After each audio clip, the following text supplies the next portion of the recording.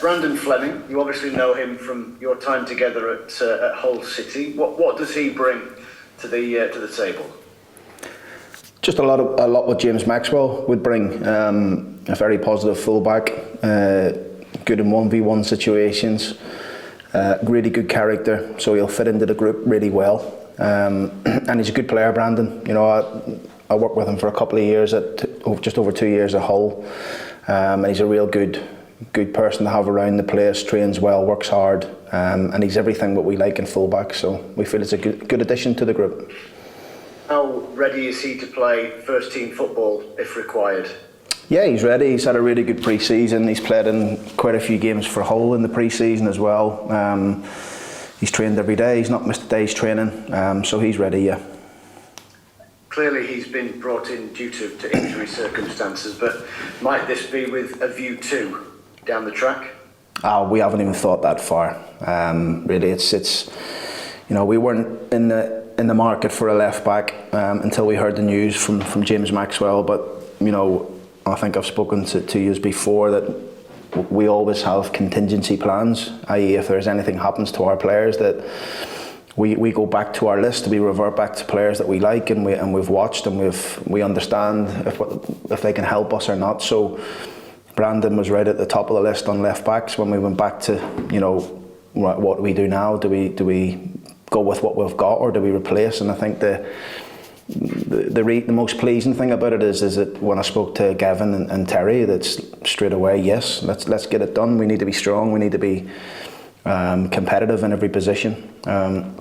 James had his operation yesterday. Everything's been successful, which is pleasing. So he'll have a couple of weeks back home, just resting and recuperating before he comes back in to start to work again. But yeah, I'm really pleased that we got this bit of business done.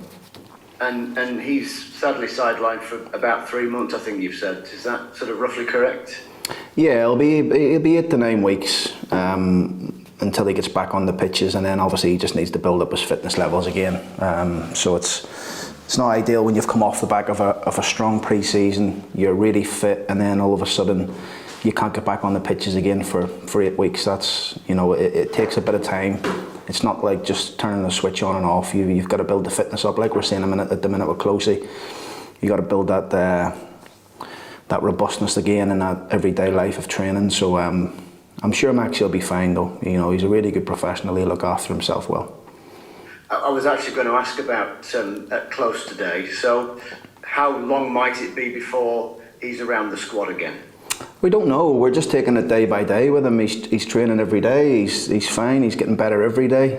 We see him. You know, he's starting to feel much better in terms of his fitness levels and his energy levels. But it takes time. Ben's missed, you know, probably the best part of 5-6 months of football. So it takes time. People have to understand it takes a bit of time to come back from that, particularly from a training point of view, and get to the numbers what we need him to get to you know, the intensity, the XLs, the D-cells, the sprinting, the high speed running that it takes to play in midfield in our team. So Ben's working hard to get there.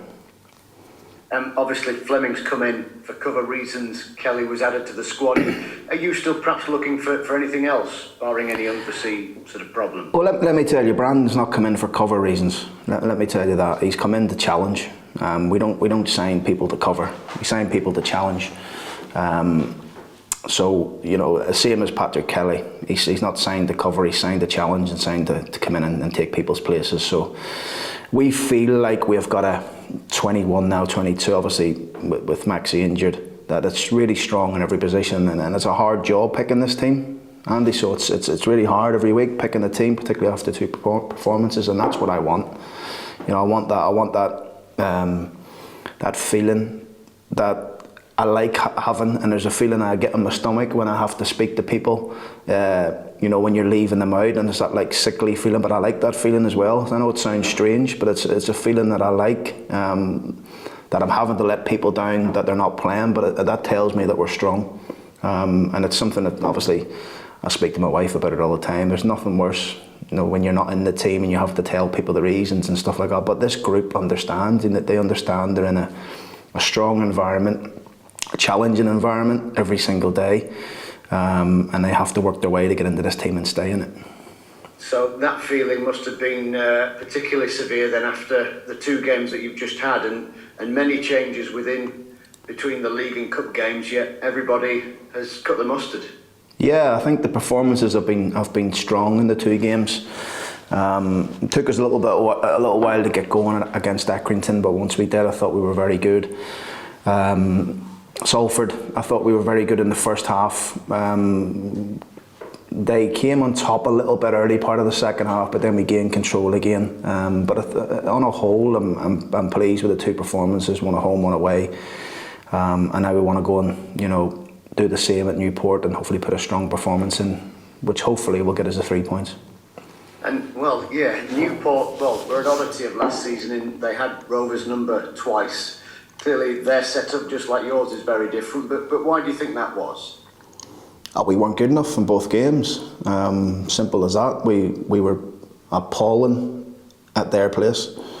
I think 1 or 2 players I pulled off after about 15-20 minutes. I think we might have been 3-0 down. Something I've never done in my management career before, so I think it probably indicates how poor we were. Second half didn't get much better, although I don't think we conceded. I think we conceded once in the second half or something like that, but still nowhere near good enough for our fans that came all that way to support us. But we're a completely different animal now from that point to now. The home game, when I say we weren't good enough last season, I think if I seem to remember back, we actually played well in the game. We just didn't score, and then we conceded really late. But that's probably where we were at that stage. So I certainly think we're a different proposition now for them. But what we're going into a game against a different Newport team, different management team, different players, different style of play. So they're completely different to what they were last year. They're very much a possession-based team. The DNA of the Swansea way, sort of way, and pass the ball play and try and hurt you with rotations and movements. They've got power and pace at the top end of the pitch with Baker Richardson and people like that. So, and Camwell, a wide player. So they've got threats, but we know our threats. We know what theirs is. We have to try and rectify them, and we have to try and get the result. Are you, given what you've seen from the 2 games that you've played already, are you thinking of making changes again? Not necessarily just as simple as someone like me saying, well, the team that started the season and then the team that played in the cup and it's changed back. Might there be sort of pieces to fall there? Well, we always base the next team that we pick based on the opposition we're playing and where we think we can hurt them. So what it doesn't, yes, I understand that picking the same team and then going again and stuff like that is people, managers want that.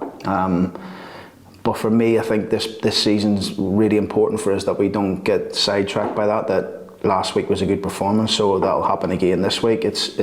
We base it on how they train, what we're coming up against. If there needs to be 1 or 2 adjustments to try and help us get the result, then that will happen, because we feel like we've got a group and a squad that can handle that.